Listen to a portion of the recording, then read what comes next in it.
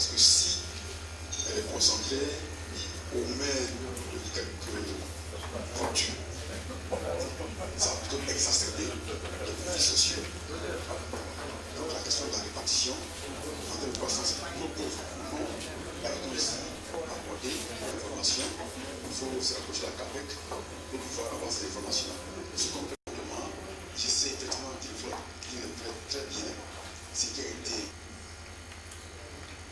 Bon, remercier la CAPEC pour la tenue de cet atelier. Le secteur de la recherche économique est l'un des secteurs où l'administration et la recherche économique. Les thèmes qui ont été abordés aujourd'hui sont des éléments de préoccupation quotidiens, nécessaires mais pas suffisants pour réduire la pauvreté. Comment réduire la pauvreté? Comment la réduction de la pauvreté? Donc c'est au quotidien des préoccupations que d'un point de vue pratique en économie ne sont pas des sujets simples. En réalité, tout à l'heure, l'étude nous a montré que pour les déterminants, la théorie économique est inefficace, elle est inopérante aussi, puisque ne correspondent pas au modèle type. Donc il nous faut créer des modèles, parfois s'attaquer durablement à ces questions-là.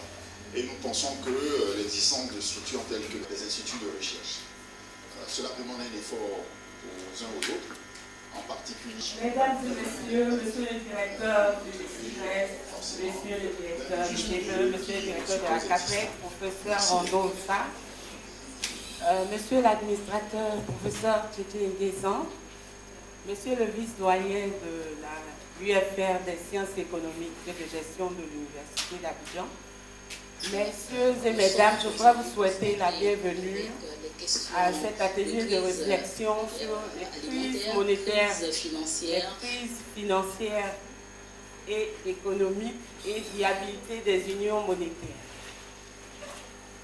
Merci donc d'être là.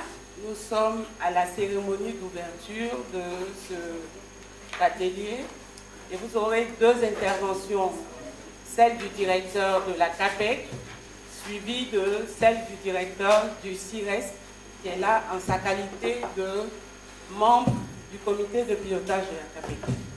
Monsieur le directeur de la CAPEC, vous avez la parole. Le directeur du CIRES puisse faire l'ouverture de cet atelier.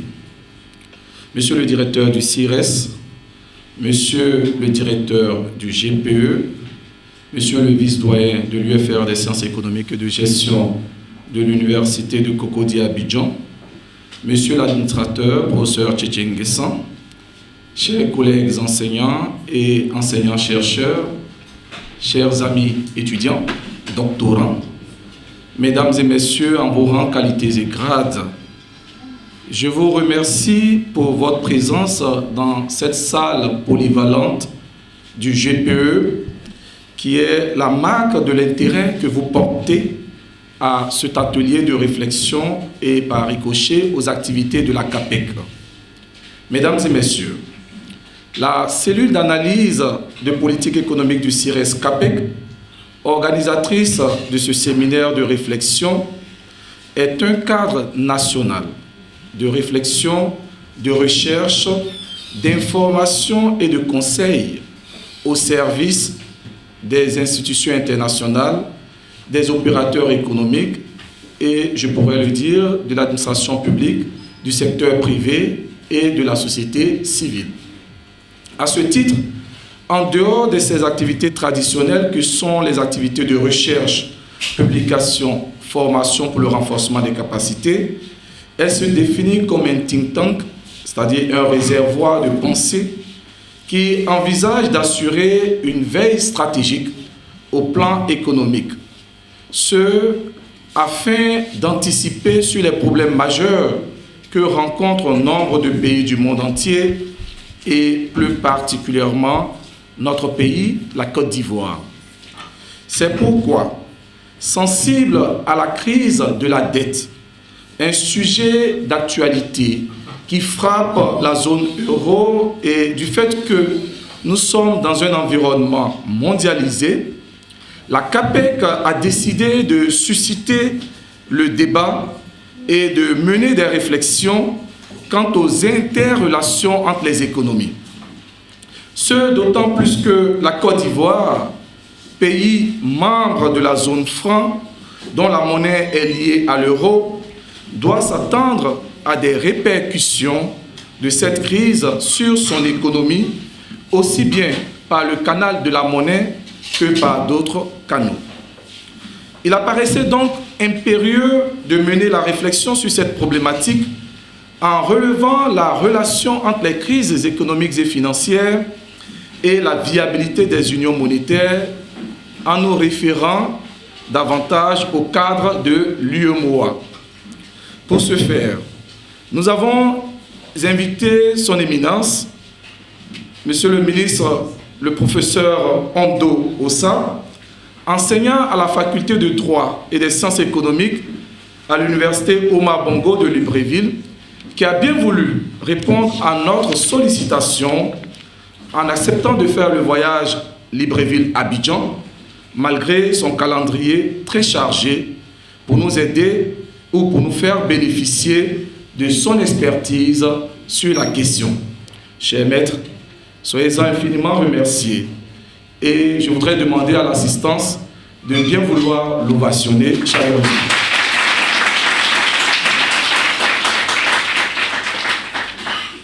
Mesdames et messieurs, retenez aussi que le professeur Ndosa est actuellement le directeur du laboratoire d'économie appliquée de l'université Omar Bongo de Libreville. Il a été antérieurement ministre de la Recherche scientifique et du développement technologique. Par ailleurs, il a présidé les jurys des 10e et 15e concours d'agrégation des sciences économiques du CAMES qui se sont déroulés respectivement à Yaoundé en 2001 et à Abidjan en 2011. Il est l'auteur de plusieurs ouvrages et je pourrais citer quelques-uns. Le Gabon dans la dynamique régionale de paix et de développement en Afrique, publié dans Dynamique des conflits et crises de développement en Afrique centrale, édition du Boiris, 2004. Système financier et développement en zone franc africaine, quels enjeux pour le 3e millénaire, publié avec Amouda et Moustapha Kassé, et ainsi que le NEPAD et les enjeux du développement en Afrique aux éditions Maisonneuve et La Rose. Au sortir de cet atelier, la CAPEC produira un document qu'elle proposera au ministère de l'Économie et des Finances, ainsi qu'à la BCEAO et à tous les partenaires au développement, de manière à enrichir le processus de prise de décision qui pourrait aider à tirer profit de la situation de crise de la dette, sinon à enrayer les effets néfastes qui pourraient en découler. Pour atteindre ce résultat, nous avons aussi fait appel à un éminent professeur, le professeur Bamba Ngaladjo, qui sera le modérateur de cet atelier de réflexion. Merci bien, professeur, d'avoir accepté d'être avec nous. Mesdames et messieurs, nous attendons de vous, nous la CAPEC, des échanges fructueux, en somme, une bonne contribution de votre part qui permettrait de mieux cerner les causes et les répercussions des crises économiques et financières et ainsi donc de mieux protéger nos économies. Je vous remercie.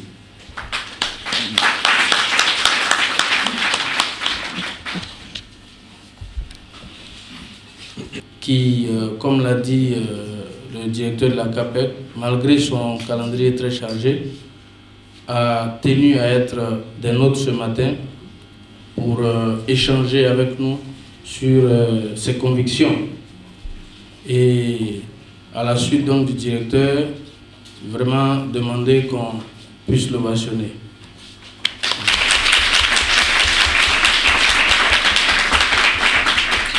Oui, parce que, on l'a dit, c'est quand même, monsieur le ministre, il aurait pu, je veux dire, se prévaloir de ce titre et dire, bon, vraiment, je n'ai pas le temps.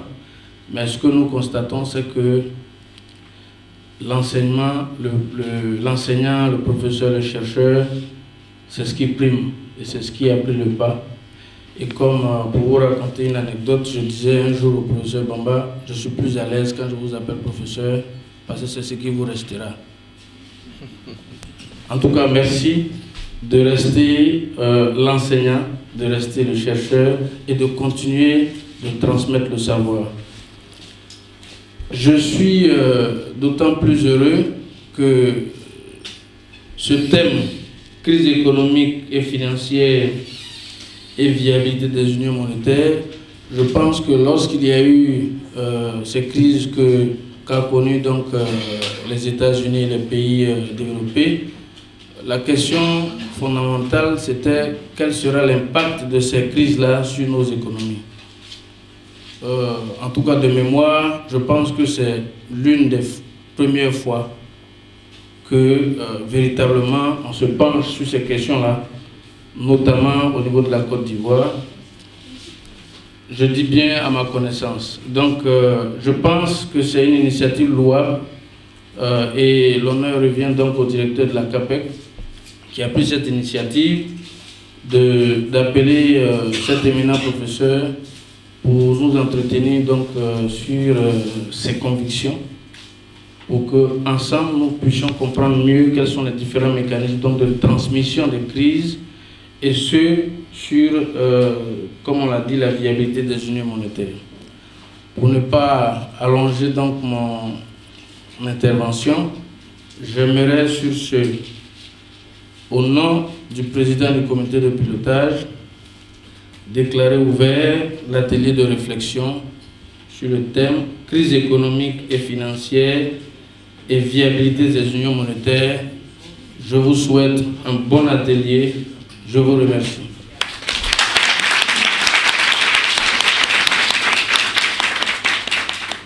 Les applaudissements ne sont pas nourris.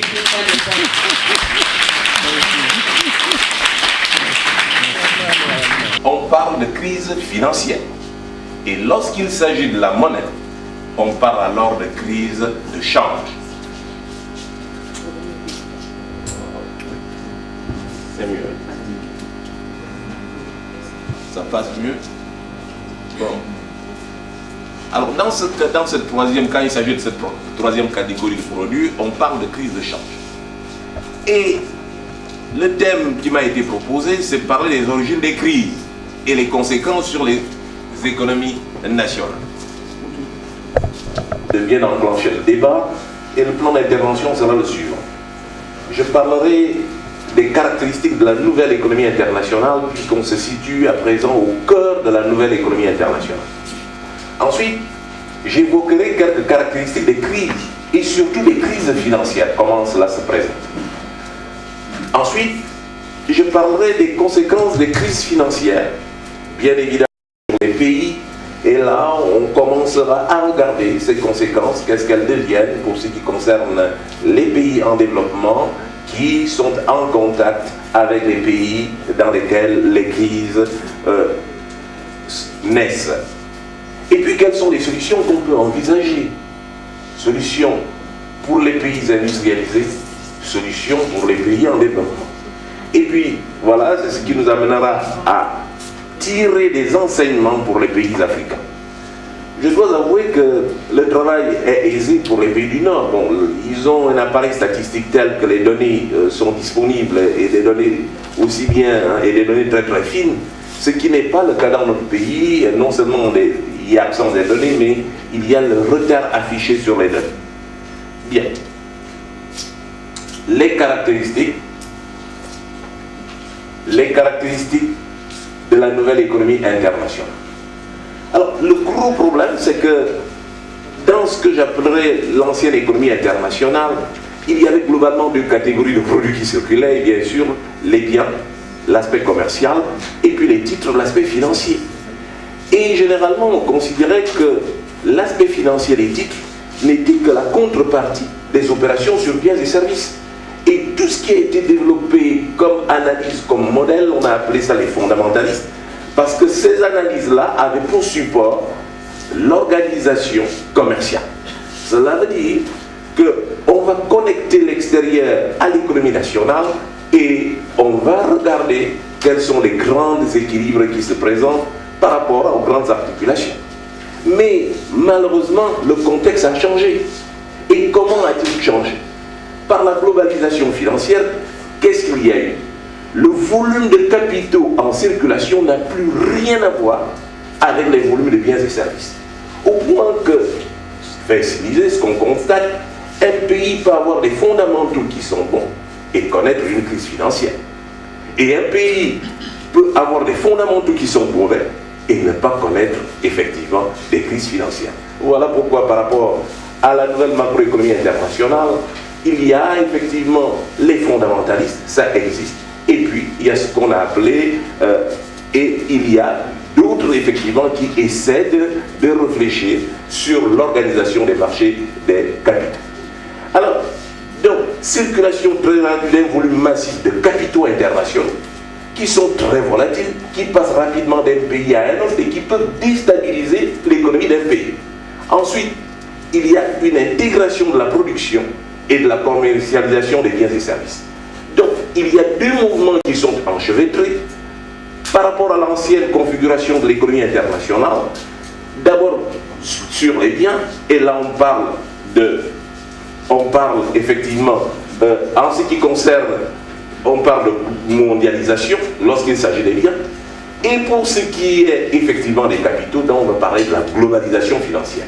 Donc la caractéristique de la nouvelle économie, c'est qu'il y a un volume massif de capitaux qui n'ont rien à voir avec les opérations sur biens et services qui circulent d'une part, et puis par ailleurs, il y a intégration de la production et de la commercialisation à partir de la globalisation d'une part et de la mondialisation d'autre part.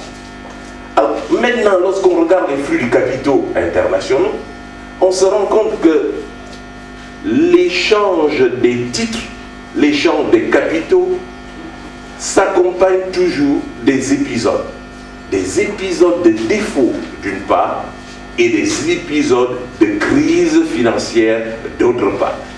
Alors on va s'intéresser tout d'abord dans le présent exposé aux crises financières parce que les défauts, on en parlera dans le second exposé où on va parler des crises de la dette souveraine.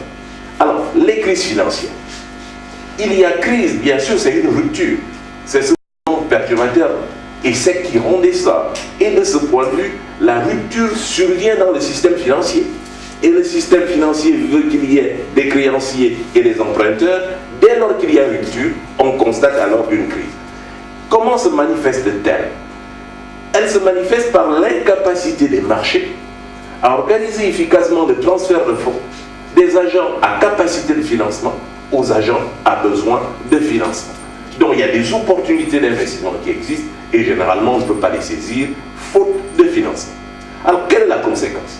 C'est que naturellement, si on ne peut pas saisir toutes les opportunités d'investissement, il y a contraction de l'activité. Et s'il y a contraction de l'activité, on passe à la récession. Et ce qu'on redoute, c'est qu'on passe à la dépression. Oui. Alors, maintenant, quelles sont véritablement les caractéristiques des crises financières? Là, on va regarder un module. C'est la manière dont les capitaux passent d'un pays ou d'une zone à une autre. Il y a des forces baisses des prix des actifs, les prix des titres chutent d'une part, et puis il y a, dès lors que les prix des titres chutent, parce qu'il y a deux manières effectivement de financer le marché, bien évidemment. On peut avoir l'intermédiation financière, effectivement, mais aujourd'hui l'intermédiation financière, ce n'est plus le moyen efficace, effectivement. Il y a la finance directe. On émet des actions et des obligations et de ce point de vue, dès lors qu'il y a des baisses des prix des actifs, automatiquement, il y a défaillance de nombreuses sociétés financières et non financières. Donc, l'activité est nettement en recul. Alors, comment cela se présente? Au départ, c'est un choc. Et là, tout le problème d'une économie, c'est de regarder comment elle est choquée et les effets de ces chocs. Et aujourd'hui, lorsque les économistes, en fait, ils sont sur la nouvelle synthèse, et la nouvelle synthèse, elle a trois composantes. La première composante, effectivement, c'est que les économistes s'accordent aujourd'hui pour analyser la manière dont l'économie est choquée. Et de ce point de vue, on va distinguer des chocs d'offres, des chocs de demande, des chocs réels, des chocs monétaires. Et de ce point de vue, il y a un choc défavorable. en fait une bulle spéculative qui peut être boursière ou immobilière. Alors, le problème des bulles, effectivement, c'est que on a une organisation virtuelle qui se détache du réel, et là, véritablement, c'est le problème de bulle, et une bulle, elle finit par éclater. Dès lors que la bulle éclate, que l'origine soit boursière ou que l'origine soit immobilière, comme la crise des subprimes aux États-Unis, il y a une politique de change, une politique monétaire qui devient inadaptée. Parce que souvent la politique monétaire ou la politique financière, la politique de change est collée à la réalité, donc aux fondamentaux. Et dès lors qu'il y a une bulle, elle est complètement déconnectée et de ce point de vue, elle est inefficace. Alors quelles sont les conséquences? C'est qu'il va y avoir accentuation du recul de l'activité, accentuation de la baisse des prix, ce qu'on appelle généralement la déflation. Ce que les économistes savent traiter, c'est la désinflation, qui est le fait effectivement de travailler pour lutter contre, juguler l'inflation. Mais la déflation, c'est ce qui leur pose plus de problèmes. Et là, c'est ce qui est redouté. Et véritablement, on essaie de savoir comment y remédier. Et généralement, on observe dans ce cas-là des problèmes structurels qui ne cessent de manquer. Et ces problèmes structurels, on les observe dans le secteur bancaire. Et généralement, comme on le fera dans le... Et ce qu'on redoute, c'est qu'il y ait une crise systémique. Ça commence toujours par une crise de la dette qui peut effectivement déboucher sur une crise bancaire, la crise bancaire qui peut se déboucher sur une crise de change, etc., etc. Et là, le risque système apparaît. Donc, dans le secteur bancaire, il n'y a plus d'ajustement après le choc. Et quelle en est la conséquence? Tous les prix baissent. La demande ne peut pas être stabilisée. Le fait que les prix baissent de manière inconsidérée fait en sorte que le rééquilibrage traditionnel dans le modèle concurrentiel n'est plus possible. Surtout qu'il y a une rigidité des taux d'intérêt nominaux. Il y a hausse des taux d'intérêt, hausse des taux d'endettement réel et chute de la production. Alors, ce qu'on retrouve, disais-je, c'était le risque systémique et qui est un phénomène complexe qui nous fait penser à deux choses essentielles. L'éventualité que le risque de défaut qui se passe qui est sectoriel, qui peut être sectoriel d'un participant, se propage au-delà du segment du marché. Et là, il peut partir du secteur bancaire, du marché boursier, du marché des titres négociables ou du marché de change. Et lorsqu'il atteint effectivement tous ces segments, il y a un risque de système. Et puis tout l'ensemble s'embrase et ça pose effectivement des problèmes. Pourquoi? Parce qu'il y a interdépendance des conjonctures et que les marchés sont naturellement intégrés. Or, lorsqu'on a un phénomène de mondialisation et de globalisation, les marchés financiers sont intégrés, donc la capacité de contagion, la propension effectivement à une crise à se propager ailleurs, elle est évidente. C'est ce qui fait en sorte qu'on n'est pas à l'abri parce qu'on gère bien son économie, on peut bien la gérer, mais être effectivement frappé par une crise, tout autant qu'une économie qui gère mal. Alors, les crises financières, si on les regarde, ils diffèrent par deux choses. Non pas la même origine, premièrement. Ensuite, par leur capacité de nuisance. Donc, on va s'intéresser à l'origine des crises et on va essayer de regarder quelle est leur capacité de nuisance. Alors, et pour avoir quelques idées, on va prendre comme repère les deux dernières crises. D'abord, la crise asiatique de 1997. Ensuite, la crise américaine de 2008. Et c'est à partir de cela, puisque eux, ils avaient des données, à partir de leur comportement, qu'on peut essayer de nous appesantir sur les comportements que nous pouvions avoir face à ce genre de choses. Donc on va d'abord regarder ce qui s'est passé en Asie, comment les Asiatiques ont réagi. On va regarder comment les Américains ont réagi, même si aujourd'hui, ils sont encore effectivement enfoncés en pleine crise. D'abord la crise asiatique.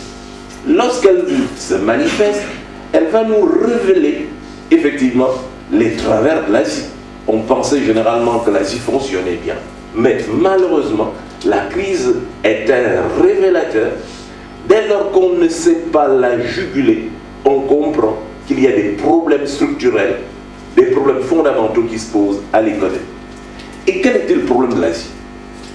On se rend compte que l'Asie, en fait, avait une faible productivité, contrairement aux affirmations qu'on a faites. On se rend compte également qu'en Asie, le système bancaire était fragile. Et on se rend compte enfin que le cadre législatif n'était pas approprié. Alors on va regarder tout ça. Commençons par la faible productivité. On se rend compte que en Asie, la croissance est due aux facteurs quantitatifs. Ce n'est pas tellement dû à la productivité, ce qui veut dire que la croissance de ces pays s'explique par une augmentation des facteurs de production, le facteur capital et le facteur travail. Alors, nous savons effectivement que dans ce point de vue, ils vont avoir des activités à haute intensité de travail, à haute intensité de capital. Et lorsqu'il y a la croissance, ce n'est pas véritablement le fait d'amélioration de la productivité. Et de ce point de vue, les gains de productivité apparaissent très très faibles. Ensuite, il y a eu la fragilité du système bancaire. Et cette fragilité du système bancaire, c'est qu'il y a eu en Asie une réglementation relativement laxiste. Et dès lors que la réglementation est laxiste, tout le problème qui se pose, c'est quel est le payeur en dernier ressort. Et là, visiblement, il y a des difficultés. Et dès lors qu'il y a des banques ont des difficultés parce qu'elles ne peuvent pas elles-mêmes se refinancer, les opérateurs se tournent vers l'extérieur. Or, dès lors qu'on se retourne à l'extérieur, même lorsqu'on a une monnaie propre, la dette est libellée en monnaie extérieure. Et c'est ce qui provoque ce qu'on a appelé le péché originel. Alors à partir de ce moment-là, autre chose, c'est l'inefficacité des réformes qui ont été initiées dans le secteur bancaire à partir des années 90. Il y a eu un certain nombre, effectivement, de réformes dans le secteur bancaire, mais ces réformes n'ont pas eu grande efficacité. Alors, la troisième chose qu'on peut retenir très rapidement à propos de l'Asie, c'est la faiblesse du cadre législatif. Et on se rend compte qu'il n'y avait pas en fait de dispositions qui pouvaient régler le problème du paiement des dettes des entreprises en difficulté, en faillite. Il y avait des entreprises, mais dès lors qu'une entreprise est en faillite, qu'est-ce qu'on fait? Et voilà pourquoi les institutions internationales n'ont de cesse de rappeler qu'il faudrait un cadre législatif approprié pour permettre l'entrée des capitaux dans le pays. Alors, quand on regarde maintenant la crise financière américaine, bien évidemment, elle n'est pas jugulée, mais si on peut s'intéresser aux causes, trois éléments m'apparaissent fondamentaux. D'abord, des secteurs financiers nationaux qui sont fragiles aux États-Unis. Ensuite, il y a eu une mauvaise gestion aussi bien des affaires privées et des affaires publiques. Ça, c'est très très courant aux États-Unis, puisque c'est à partir de 1958 qu'on connaît les déficits jumeaux. Et c'est à partir de ce moment-là qu'il va y avoir un processus qui va avoir son aboutissement en 1971, lorsque Nixon décrète la non-convertibilité du dollar en or. Et puis le système mondial lui-même, il est défaillant. C'était un système mondial qui s'appuyait effectivement sur le centralisme des États-Unis, centralisme monétaire. À partir du moment où de nouvelles forces apparaissent, et bien évidemment, le système ne peut plus effectivement fonctionner parce qu'on est à l'heure du polycentrisme monétaire. Si toute la préoccupation par rapport à cette crise, c'est de pouvoir mettre en place des dispositifs, et une question reste forte, c'est comment véritablement prévenir les crises. Elles arrivent, il y a l'occurrence des crises, c'est vrai, mais si on les anticipe, si on sait les prévenir, eh bien, on peut effectivement avoir un meilleur contre-champ. Le questionnement préalable touche à des points bien précis. Comment peut-on prévenir la déflation? Baisse de tous les prix au même moment donné. Alors, comment est-ce qu'on peut le prévenir? S'il y a baisse de tous les prix au même moment, plus personne n'est incité à investir. Et on va de perte en perte. Le surendettement, est-ce un facteur décisif de déclenchement du processus déflationniste? Qu'advient-il aujourd'hui du pilotage budgétaire? Et comment contrer le ralentissement de l'activité? Ce questionnement, nous le retrouvons en France à l'occasion de la dernière élection présidentielle. L'Afrique a connu ce questionnement lorsqu'il y a eu mise en œuvre des programmes d'ajustement structurel. La question est simple. Est-ce qu'on peut relancer une économie en faisant effectivement l'austérité? Est-ce qu'on peut avoir la croissance en faisant l'austérité? Si nous prenons le débat du point de vue théorique, les théoriciens ne sont pas d'accord. Vous avez des économistes qui pensent qu'il y a un problème d'antériorité. Il faudrait au départ effectivement stabiliser avant de relancer. Il y a d'autres qui pensent que si l'économie est surendetée,